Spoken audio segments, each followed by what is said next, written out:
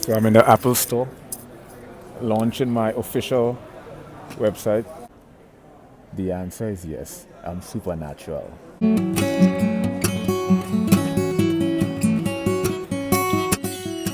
This is my main website, but however, my new official company is called Gangstalking.com. Website. Oh my gosh, what am I doing? Based on a radical materialistic scientific worldview. This is internet, preceding back to the